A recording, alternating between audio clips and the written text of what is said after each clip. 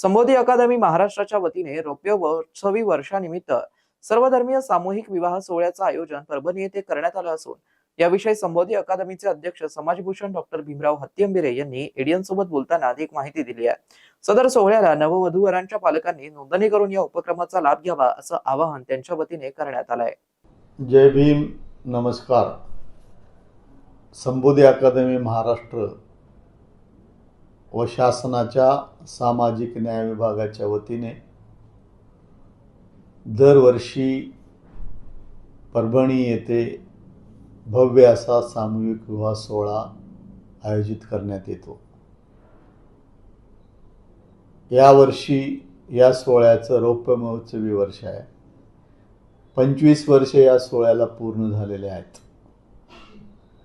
रविवार दिनांक 31 मे 2026 रोजी या वर्षीचा सोहळा आहे आणि रौप्य महोत्सवी वर्ष असल्यामुळे महाराष्ट्र शासनातले अनेक महान व्यक्ती या सोहळ्यास उपस्थित राहणार आहेत। माझी समाजातील सर्वधर्मीय बांधवांना अशी नम्र विनंती आहे की लग्नावर अनावश्यक खर्च टाळून या सर्वधर्मीय सामूहिक विवाह सोहळ्यामध्ये सहभागी व्हावं। या सोहळ्याची नोंदणी विनामूल्य आहे।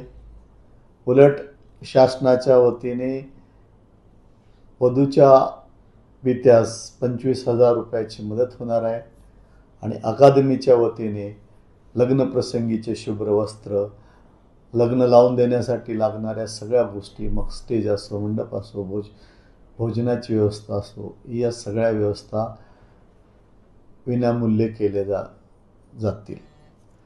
नोंदणी सध्या सुरू आहे।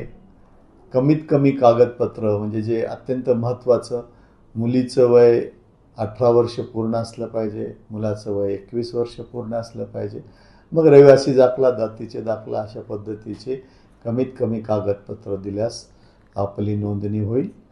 आणि सर्व धर्मीय पालकांना माझी नम्र विनंती आहे की आपल्या मुलामुलींचे विवाह सदरील सोहळ्यात करावे आणि या योजनेचा लाभ घ्यावा असं मी नम्र आवाहन करतो।